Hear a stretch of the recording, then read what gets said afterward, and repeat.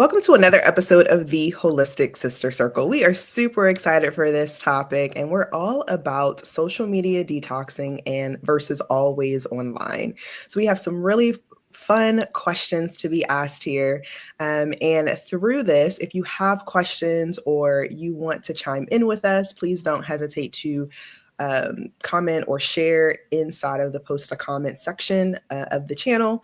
And without further ado, we'll go ahead and take it away. So, our first question of today is, what does healthy social media use look like to you? What does healthy social media use look like to you? Elmira, we'll start with you, and then Lisa will have you follow up. Okay, I actually have ABCs for that. It is awareness, balance, and connection, because I use these ABCs with clients, with myself. So the awareness piece goes, how does social media make you feel? Like if you're reading a certain post, are you on a certain platform? How does it feel in your body? When it comes to balance, it's how often are you on something? Are you sleeping on TikTok at night? Like that's out of balance. Like you got to know, are you in balance when it comes to your social media? And then connection. This is big for me. It's the main reason I get on social media in the first place, is to connect with people. I wouldn't know you, Vier, just meeting you, Lisa, without social media. So it's about being strategic with this ABCs. And a lot of times we need a detox. And I know we'll get into that, but that's my meaning of social media while you're on it. Yeah, I like that structure, that ABC, right? Makes it usable. I think the responsible use, I mean, social media should be something that's positive in your life. And that's just the basics, right? If it's causing trouble in your social situation, maybe you're avoiding because you're on too much, or if it's not building you up, giving you information, it could be spiritual help, it could be developmental help, like growth as a person, or it can be just knowledge, like cooking, or anything like that. All that is available. So to me, if you limit it to what it helps you with or builds you up with, you're in good shape, right? We know the rest of it and why we will need a detox, right? So that's kind of how I look at it in general. I actually love this topic because, one, first of all, I totally agree with both of you. And I think the biggest thing that I've noticed as well is when I'm not going on social media for a clear purpose and I'm just scrolling, my mind tends to wander. And then after like a few weeks, I notice that there's certain habits that I didn't have before that I now have just randomly picked up, or just certain energies that I didn't discover before that I'm just randomly picking up. So I think it's also really important, to Amara's point as well, is like when you are more aware, and then to Lisa, for your point, is not just being aware, but also making sure that you're going in with a purpose and like, why are we doing this? Without those things, you tend to wander, and that becomes something that's not always good, depending on what the situation or the circumstance can be. So I definitely would share too, just from a social media use perspective, like I think it's so easy to do when you're a business owner, because it's like that you're going in with the purpose of connecting to find some type of solution, or to connect and collaborate with someone else. But when you're just randomly scrolling and you don't have that perspective, it can be very harmful, honestly. Mm-hmm. Okay, next question. Have you ever taken a social media detox? And if so, what prompted it and what changed for you? I have. I'm actually on one right now. Starting October the 1st, I limited my social media mainly with Facebook, and I'm only get on there to post. Yeah, I'm sharing some stuff on my Instagram stories, but I will tell you, in 2018, I did a whole year social media fast. And I learned so many lessons from that. My biggest thing is us going inward.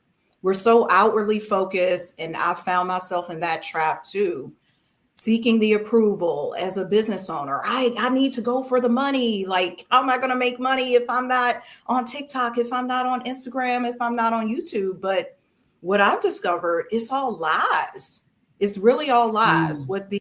What we've been told about social media is lies. And I'm speaking to somebody who's on social media, who's been on Periscope from the beginning. But these detoxes have shown me, what wrongs are you doing, Elmira? And I urge the audience to look at themselves too. How is social media affecting you? And you won't know that until you take a break. It's much like when I do my water fast, or when I do a dry fast, or when I do all these other fasts that I participate in, lemonade fast. It's the break that shows you the lesson, and it allows you to go inward. Social media is so outwardly focused. We got to be showing what our relationship looks like. That's why people break up. I'm a breakup coach, and I see so many people breaking up because of this damn social media. I'm like, what the hell is going on? And for me, it's given me insight onto my own practices, how I'm using it and abusing it. And then I'm able to see what other people are doing too. It's given me a clearer vision, because I can speak to this and then I'll hand it over. But here recently, we know back in September when Charlie Kirk died, that particular assassination, so many people were going back and forth because of my detoxes and my awareness. I was able to stand the middle ground and say, well, why are these people hating on him? And why do the other people love him? And it just gives you a clearer perspective on what's really going on, and not this battle. Because social media can be that. It can be this battleground for all of these issues. Yeah, for sure, a battleground, right? People get really brave behind a keyboard or their phone.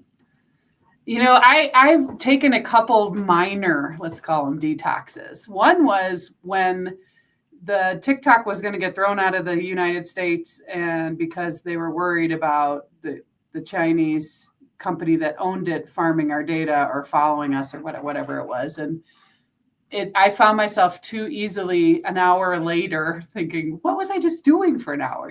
Flip through all that stuff. So I took a break. I removed it from my phone, and I haven't put it back, but I find myself using other things, right, instead. So mostly, I'm in my 50s, so Facebook and Instagram are kind of my jam. A little bit of YouTube, but not so much Snap or some of these other things that the other folks are using. But I think the pause that it gives you to take a detox is what like Elmira, like you said, being able to notice the two different sides and look at them a little more objectively because you took the pause, right? I mean, we work on that all the time in therapy and neurofeedback, like being able to not be so reactive, where you just flare off into your opinion or your emotions. And we know those algorithms are built to keep you coming back, right? The computer science behind these apps are built to hit you in a way so that you are hooked, to come back for more, to get instant gratification, to see what you think is glorious or impressive more and more and more. And as you like a page or an account, you'll get flooded with things just like it. So it's a definite, the detox gives you a little perspective from the pause, I think. Yeah. No, yeah, that's so true. I think, so for me, I've never been intentional with a detox. I've had times where I've just stopped posting.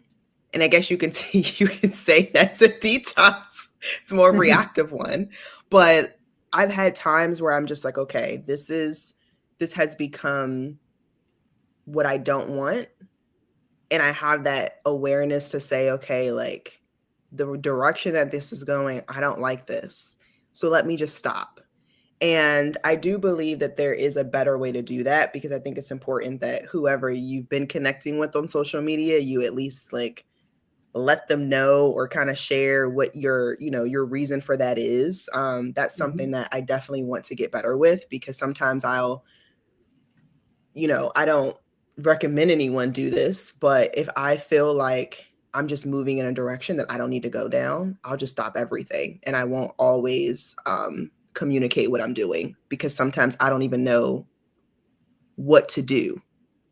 And I don't want to necessarily share, hey, I'm just leaving and I don't know how long. But I'll just be here. Like I don't always know what that will look like. So I think it's also important to, even for me, to always consistently have a batch of content that you can just have out as you're kind of going through that, as you're kind of going through that detox, to really figure out what is that next stage or next phase for you. That's really something that I'm learning myself about in real time. So well, and I think it's interesting what you just brought up, being, I'm coming from a perspective of consuming social media, but you are coming from a perspective of your production in social media, right? So those are really different stances. But I wonder, maybe Amara, you do both. I don't know, but I don't produce a ton. I have someone who helps me with that, but I wonder if the detox does it different things for you from those two positions. It does, because a question I had for both you and Viera was like, can we get hooked in a good way? Like, we're talking about the creator versus the consumer, but is there an element where we can be hooked on social media in a good way? Because we're always talking about, I need a detox because I'm doing the doom strolling. And I learned a new term today too, called fubbing. Do y'all know about fubbing? What is that? So fubbing, we know what it is. It's when you're on a date or you're with your friend and they're on their phone. They're distracted by their phone. There's a term for it called fubbing. Like they're just on their phone. They're not listening to you. They're not paying attention to you. And so with all of these things, I'm just curious. And to your point, Lisa,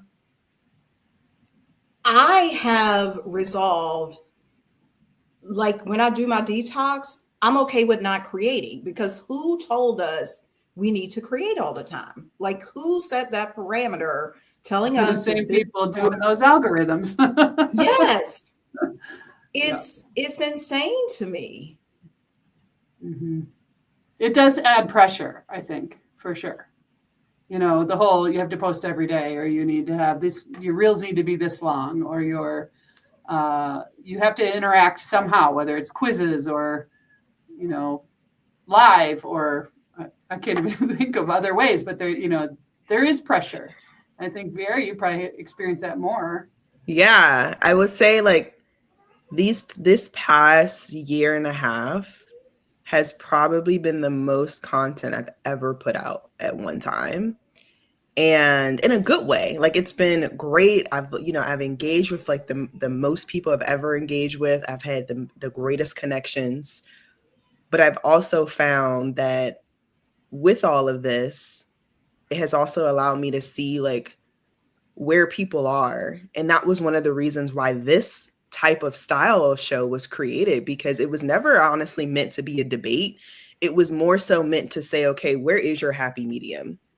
Like, why is it every time we come on social media, it's a left or a right thing? It's a yes or a no. It's it's always like you have to pick a side. And the goal of this was, okay, well, what if I'm in a season right now where I just need to be still?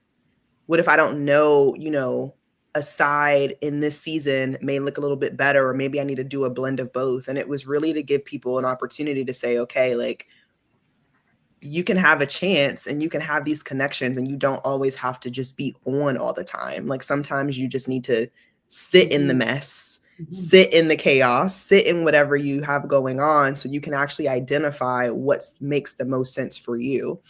And I appreciate this because it's like if I hadn't kind of put out all of that content, I wouldn't have got to this perspective. But now I'm also learning for my own sake.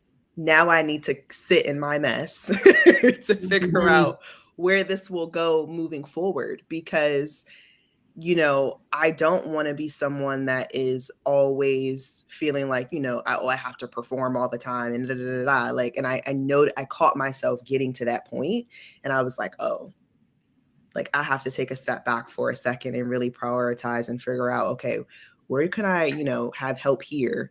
And how can I still show up for people, but just in a different way that aligns with my needs a little bit better and not just solely focusing on, what everyone else needs in this regard. So Mhm. yeah, I've learned so much. And that's why I'm like, I haven't really said that I was taking a detox, but you can tell that I am just by going on my page right now.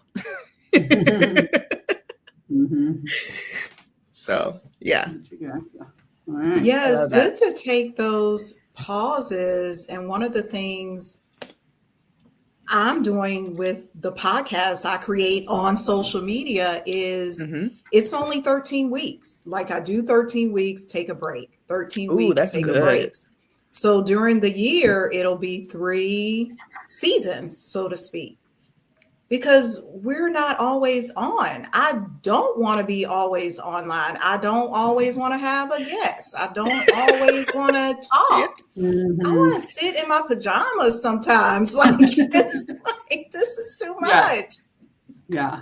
Get a break.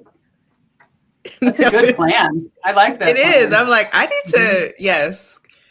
See, Amara's my girl when it comes to Mhm. podcasting because she's been doing it a lot longer than me.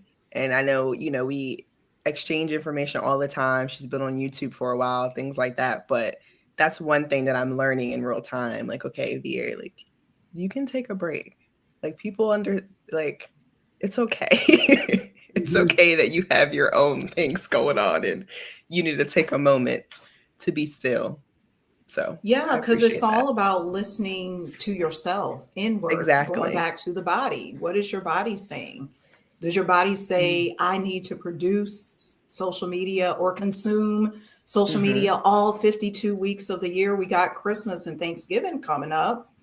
Do you want to be spending time with your family and loved ones, or do you want to be posting your Christmas pictures every moment? Guess who got this? Uncle Joe Mhm. did this. We have to understand with our practices what's going on. Like our practices should predicate what's going on in our body. So you should Mhm. know Mhm. what to do, when to take that break, when to turn your phone on, do not disturb, all of these things. That's what I do. I don't even have my notifications on anything. And these are just some things we can easily implement. We don't have to always be on. Because I Yeah. used to feel that way until I started listening to myself, listening to my body, and saying, how is this making you feel, Elmira, when you are always on? When you keep getting Mhm. the Instagram notification, when you keep even the text messages, I don't want them. Yeah, Yeah. that was actually something I learned to do too from a business coach I had many, many years ago. But he would always say like one of the main reasons most people can't focus is because there are notifications. And if you don't get into the habit of having that focus time or that deep work time or that time kind of just with yourself, you're always going to take 15, 20, 30 minutes to even get started with whatever the next task is that you have to do or that you're looking to get done. So yeah, I don't have my notifications on anything anymore because I would always be ping ponging. Oh, and then it would take me forever to get back on track. Yeah, Good points. this is a good one. Okay, what benefits do you see from staying consistently online and connected? Well, I think there's definitely you are more open to new communities that you would never come across in your daily life, right? If you're into hobbies or, um, religion or books, you can find anything to look into, to find people to talk to about it, etc. So there's that support, mental health support, divorce support, alcoholism support. Like there's everything. There's everything on there, in endless, in every language all over the world. So that piece, I think, is what comes to mind for me. What do you think, Elmira? Oh, I can take that a step further too and go back to my initial thing with the C connection. The biggest benefit is being able to connect with people. Because one of the things that I found on my healing journey and just me exploring and expanding in business and all ways of life, the people who I liked, they didn't live around me. My family don't do the same things that I do or want to, like you said, in the same communities.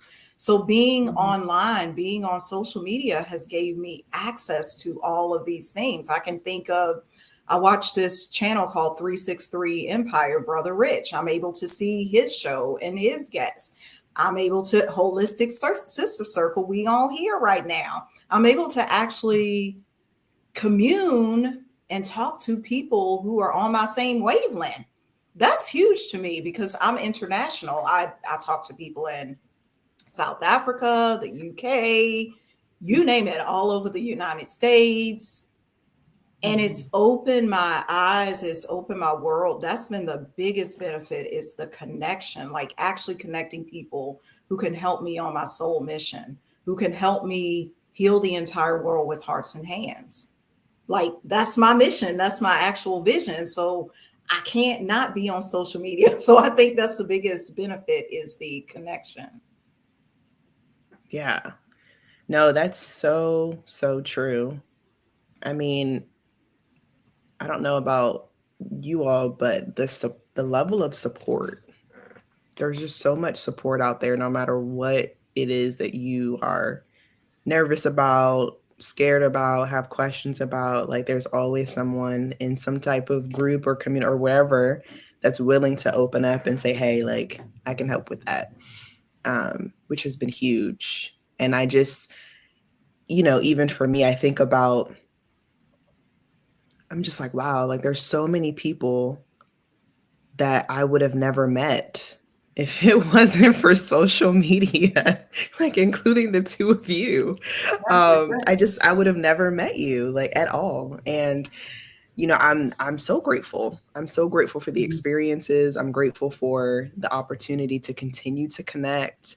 And I think it's great too, because it's one of those things where you also don't have to worry about certain people or certain relationships, essentially trying to force themselves on you either, right? Like if you decide, hey, I don't even want to be in this community anymore, cool. Like, that's fine too. Click of a You don't, button, right? right? Like you don't feel weird about changing courses or, deciding, hey, I want something different right now. Like that's okay. And, whatever that journey looks like for you, like you have the support, if that's your mind frame. I think that's important as well. Like if you have a mind frame of, oh, I just want to, be dismissive and I don't want to necessarily focus on connection, then yes, obviously that's what you get. But if you're someone who, truly and genuinely feeds off of connection and you love connecting with new people and love of, where this relationship could potentially go and thrive, you're always going to get more of the same just because of where you are mentally. So I think that's awesome. What emotional or energetic challenges come with always being accessible? Ooh, this is a big one. I really like this question. Good one. Oh, emotional challenges. I say not knowing yourself. Because that's going to be a big, because the key word there, so there were two words: emotional challenges, emotions. How do I know my emotions if I'm always online, if I'm always watching with Cardi B, What's she doing? Or anybody, I can name anybody. It could be President Trump. It's like, I don't even know myself because I'm always tapped in and tuned in to their frequency. So for me, that's why the detox is so important, because I need access to my emotions. Access to my emotions comes from me being an army of one, comes from me stepping away to say, okay, Elmira, how are you really feeling? Oh, you're feeling a little unsure, uncertain. Now, I'm not feeling unsure and uncertain because of what President Trump did. I'm actually feeling unsure and uncertain. So we got to be tuned in. I go back to, this is what I preach all the time. Inside your own self-care is what leads to a lot of breakups, because we're emotionally tied to these other people. We can cheat on social media. We can spend all our time on there. Then my partner is getting jealous because I'm in the group, or it could be anything, but it's just knowing your emotions and not other people's emotions. Mm. I think that's really important. It makes me think of teens, right, who are still just working through those identity phases and knowing who are they and who do they want to be. And you remember those ages where they would shift gears of personality depending on what group you're with or what friends are hanging around, because they're trying on all these hats, right, of what fits me best. And I think without a very intentional social media use, that anxiety of, are they my people, or should I be following this group, or what if I'm left out from that group and I'm not invited, and how that makes them feel. You know, we have a saying in the therapy world that anxiety clouds awareness, because it's all the what if. So we don't look internally, like you're saying. We just are scanning all the time for what might go wrong or what might, be unsafe for us. And I think that's where the detriment of social media comes in, right? It really can get under your skin in a negative way. But in being accessible all the time, people can see, if you don't have any kind of guards on how often you're on, or how many people can see where you're at. The Snapchat, you can find their location, right? There's a location piece to that. There might be to the other apps as well, but so. Yeah, there is to Instagram too, unless you turn it off. Mm-hmm. Mm-hmm. Yeah. That idea of being accessible all the time gives me a pit in my stomach. It's just the thought of like, oh, no way. No, thank you. I got a question for you, Lisa, because you're talking about the teens. Do you find them being accessible is a benefit or more than adults, or is it not? Like, do they find, hey, I got my location on, I want my friends to know where I am, I want my parents to know where I am, versus us who are older, we're like, I don't know, I don't want people to know where I am. Do you find that there's a distinction or a difference? I actually think it's more detrimental to the younger ones. There's other ways to track your kiddo, or to let people know where you are. I think there's studies about the amount of sleep a night that a teen gets today versus 2000, the year 2000, and it's 2 hours less a night. And that falls over into, and I don't know if you and I talked about this, it falls over into ADD and being diagnosed with attention issues and impulsivity. But for us, it's, well, is it really ADD, or are they just not sleeping? So they have no energy and they have no resources to hold their attention where it needs to be to attend. So that year perfectly lines up with smartphones and tablets, right? So they're not writing papers for an extra 2 hours. they're on games or social media, and a lot of the games are interactive, so they're talking to their friends on their headset, and So What's interesting about what you're saying so I too. actually I'm think it's mhm. more trouble. Yeah. Wow. What are your thoughts about, because there are a lot of adults that still have the mindset of teens and young adults, even if they're, 30, 40, 50, doesn't matter. Mentally, it can still be looked at as the same. Have you seen, or you can let me know too, I don't know, but from that perspective of teens, like, have you kind of seen that in adults as well? Well, there certainly are adults that have not matured and developed into even, the phases of adulthood. You think of young adult, where they're still trying to Right. figure out their path and all that stuff. And then there's more settled, span of years. Usually it's marriage or families or career is growing. There's the old cliche of the middle-aged meltdown, like the crisis. Um, I don't know. I mean, in my experience, adults that have not matured, there was a reason, there was an interruption somewhere. Mhm. Um, and if 25 years ago was the shift into smartphones and such, um, and more portable laptops and more portable tablets and things like that, where tech really started to take off. I don't know if that correlates. I don't know. Yeah. Amira, you work with couples, right? So do you see that? Well, I mainly work with singles after breakup, but I would say, because I'm speaking just in general with family, friends, clients, some people just never grow up. I mean, it's just the reality of the situation. Because think about how our world is. What does growing up mean? We have this phrase called adulting. So for some, growing up means all I do is pay bills, all I do is go to Mhm. work, all I do is pay for my kids' soccer, and it's just a rat race. Like, Sounds this horrible. is the story. I mean, but this is how the people are. They see I being adult as a grump.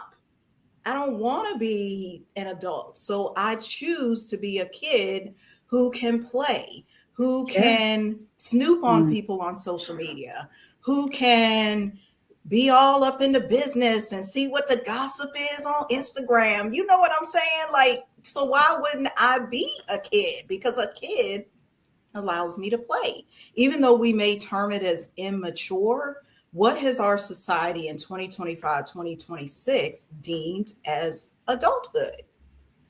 Like, that's just a question I ask. And it's why I incorporate play into just what I do, not being childish, not being immature. It's because of the imagination.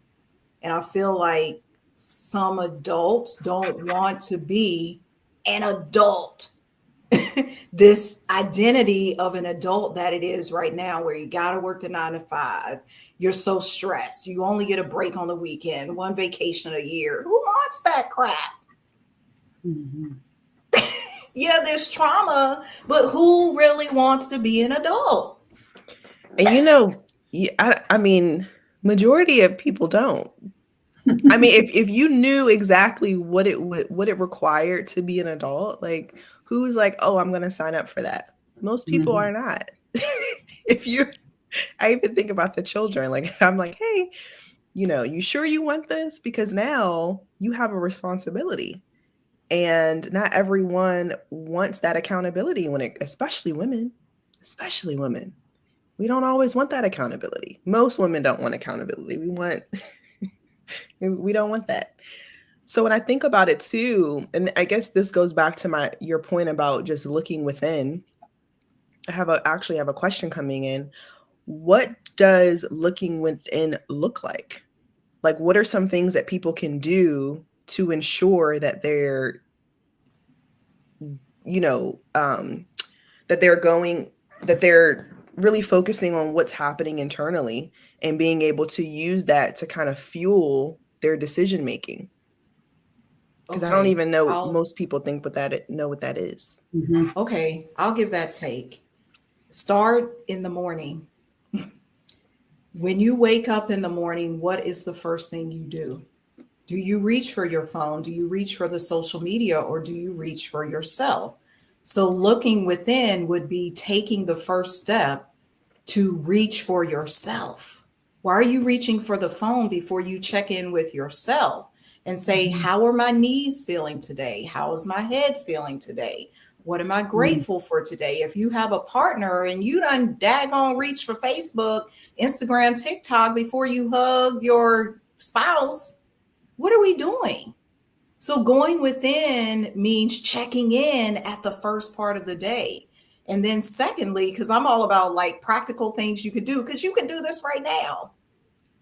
Secondly, do a time audit. This is something I did years ago, and it was so revealing because it showed me how much time am I spending on this social media? How much time am I spending going out to eat? How much time am I spending talking to this person I don't even like? So I looked at my time throughout the day. I literally broke it down. I said 8 a.m. to 9 a.m. I did this. I didn't like what I was doing. That was my process of going within. So many of us are not spending time with ourselves. We're so outwardly focused.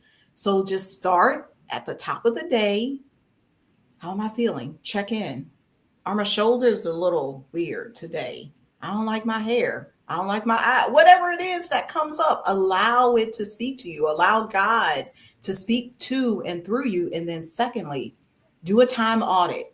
You can do this for one day and it'll be revealing. You don't have to do it like I did for an entire week, but it will tell you what's going on inside because how you're spending your time is going to be an indicator of what you're doing or why you're not getting the results you want to get. Mm-hmm. Mm-hmm. I That like is those so two. true. The time Yeah. audit, I just clenched my jaw like, ooh, I know I wouldn't like what I wrote down. Why you wouldn't like it? Oh, I did, you know, when you get in those modes where you just feel like you're going, but what got accomplished? You know, those kinds of things. But it's But good I'll Yeah. say this, exercise for sure. Lisa, to what you're saying is not always that's about the going inward too. It's not Mm-hmm. always about the accomplishment. It's what did you do with that time? Did you feel joy because you sat on the couch for 2 hours and watched your favorite show? You didn't accomplish anything, but you accomplished rest. Right. Mm-hmm. Mm-hmm. Good point. Yeah. I Yeah. think, you know, that start of the day thing is huge. I have friends and, you know, that are huge meditators for years and years or do their prayer and devotion in the morning first thing, you know, before coffee even, or people who just sit and do kind of an internal scan of what am I noticing? What does it look like? If I could name it, you know, if I could describe the color it is, the shape it is, what's the texture, you know, there's all sorts of ways to take that time in the morning. And I have yet to meet someone who doesn't say it totally helps me, Mm-hmm. right? Most people who have those habits, it's super helpful to them. Either it grounds them or it guides them or whatever you want to call it. So, Yeah. yeah. And I will say too that sometimes, our bodies are always talking to us, but those times where you're just absolutely not listening, it will force you to slow down. You will Mm-hmm. get sick Mm-hmm. and you won't have a choice. And I think that's Mm-hmm. important too. And, we don't always think about or realize is that when the body needs rest, however that looks like, when the body needs to detox, it will speak and it will communicate what those needs are. And it's just really up to us to decide when. Are we going to listen to the signals today? Or are we going to wait until those signals continue to pile up to the point where it's very difficult for us to actually do something about it later? Mm-hmm. And I think this maintenance time is, it's so valuable. This has nothing to do with social media, what I'm about to talk about. But one of the things that I have just really been keen on as well is not just because I've done a time audit as well, and it was so beneficial for me. Now, what I've been doing to take it a step further is also auditing what I eat within each season, which is this is big because for a long time, like I was, really big on, okay, this is what I'm eating. These are the things that don't cause like digestive issues and things like that. But now I'm like, okay, well, it's a new season. The season has changed. Like, what are the foods that, are actually going to help nourish my body this season? What should I be doing in these next few months during this time? Am I eating more soups and stews? If that's the case, like, what am I putting in them? So I think, you know, all of what we're talking about, it doesn't just start or end with social media, but it literally is like, how are you just detoxing your entire life? Mhm. What does that look like for you? I'm gonna do that food thing, Vera, because like, no, this is real. This is real stuff here. Like I've been feeling cramping in my stomach just because I've been trying to eat what I ate during the summer. Uh-huh. It ain't working. Yeah, we had soup the other day, but you just gave me an idea to really hone in on what works for my body in each season. Yeah. That's something that has been new for us because, again, like you were saying, this has worked for me in the past. I'm just going to keep doing it. And what I realized was, wow, like my body's not feeding off of that anymore. Like it doesn't like those things right now. And that's okay. Right. But like, what do I need to change? What does that look like for me now? So that has been super beneficial because it allows me to now have a clearer mind. And now through that, I can make better decisions because I'm not Mhm. sluggish or my body's not tired and things like that. Like I'm more aware of what's happening because of what I'm feeding myself and making sure that I'm not malnourished either. So that's been really helpful. Mhm. Awesome. So we have about 15 minutes left. Before we kick things off, I have one last question for us, and then I would love for you both to just get into who you are, what you do, and how we can connect with you further. So our last question is, what does a happy medium look like between disconnecting and engaging?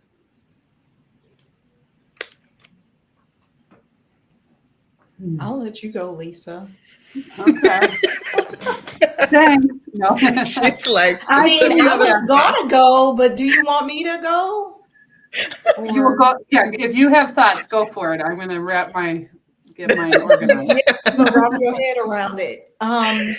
What a happy medium looks like is just what we were talking about with the food. There are Mhm. seasons. We as women know this better than anybody with our cycles, our menstrual cycles. There's going to be seasons when I need to be on, there's going to be seasons when I need to be off.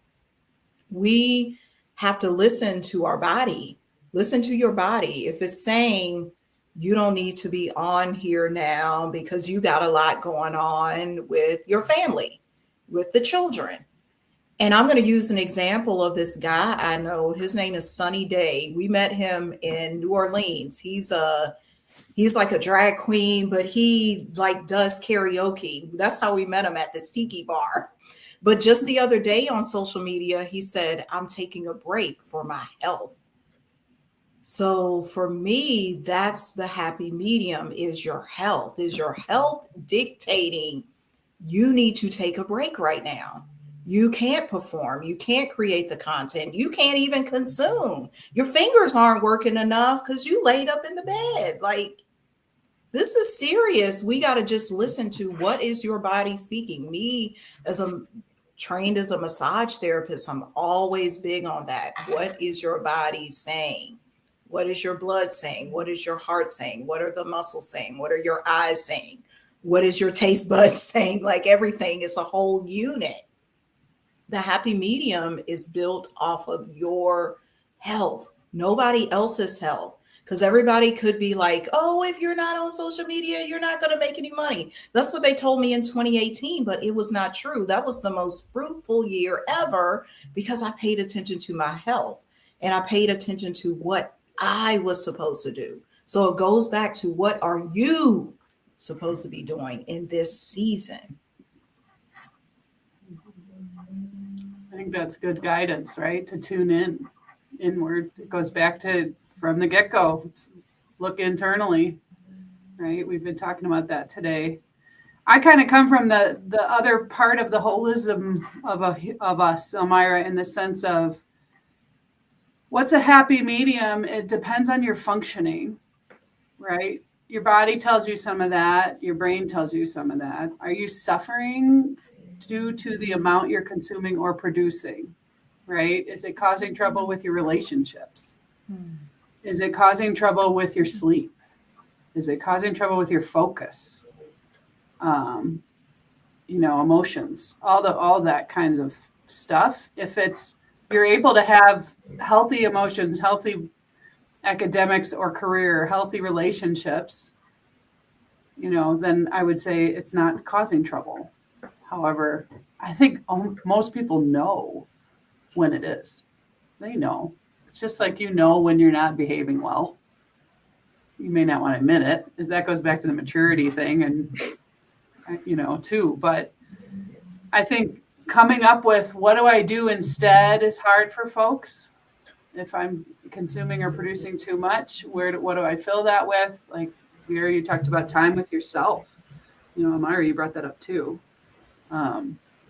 So the medium of trust yourself, trust your guides, gods, whatever it is, right? But also pay attention to your functioning. It's kind of what I think of. Yeah. One of the things that came to my mind too on this topic is I remember I was in therapy. This was about 1.5 years ago. And at this time, I was really trying to figure out, how do I move differently in the season that I was in at that time? And one of the things that my therapist had mentioned to me was, she said, why don't you go ahead and just research some things that you've never done before that you would just be excited to try? And I was like, okay.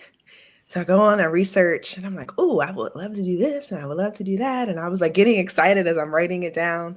And then she's like, why don't you just pick 2 or 3 that you would love to just tackle this month? Like you just want to get it out the way. You want to have fun. And I was like, okay.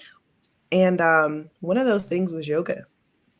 And I had no idea that, later during that journey that would also teach me how to breathe. That would teach me how, to make sure that I'm honoring my body and I'm looking inward. That would teach me how to, again, surround myself with like-minded people and be a part of community. So anyway, I share this to say that if you are, to Lisa's point, like, I don't know what to do now, like, what do I do instead? Why don't you make a list? Make a list of some things that you would be excited about trying. And how can you incorporate those things into your day instead of just always being on to the point where you're like, I'm just going to go to social media just to bypass time. But actually think about some things of like, oh, I would love to do this, right? And it doesn't have to be anything that's expensive. It doesn't even have to cost anything. Maybe you don't even go outside enough. Maybe you want to, I don't know, get more fresh air throughout the day. Maybe you want to spend more time with your family. Like whatever it is, it doesn't have to cost anything. But why don't you supplement it with that and see where that gets you? Yeah, because that's one of the things that's been revealed on this current social media detox. I've been singing more because that's what I love to do. So I will just pull up the karaoke songs on YouTube and start. And my boyfriend is like, here she goes, putting on a concert again. Because it's like, lucky guy. It's like endless, because it'll be like an hour. The other night, I don't know, a few days ago, that's what I did. And it's like so fun because I don't have to be on Facebook or Instagram. And now I can just sing. Beautiful. I love that. Awesome. Well, thank you both so much for today's episode. Again, we're all about social media detox versus always online. And I would just love for you to, again, share who you are, what you do, and how we can connect with you further. My name is Elmira. I'm also known as the Heartbreak Healer. I help you get over your breakup with movement, self massage, just going within. I have a heart alchemy course coming up. And the way you can get in touch with me, the best way is my link tree, linktree.com/Elmira Lofton Official. That's me, Heartbreak Healer. My name is Lisa Kramer, and I'm a mental health practitioner that specializes in EEG and neurofeedback. And I practice outside of Chicago and outside of Denver. And the best way to find us is to head to either our socials or the website, which are mindbodyneuro.com or at mindbodyneuro. And we help with all kinds of stuff when people kind of have tried everything. So yeah, this was great fun, Vera. Thanks again. Yeah, absolutely. And again, we are here every Tuesday at 2 p.m. Eastern. So if you would like to be a part of the Holistic Sister Circle group debates, please feel free to reach out. Or if you were someone who just wants to be a part of the Podcast Playground community, we have that as well. So thank you so much for tuning in, and we'll see you next week.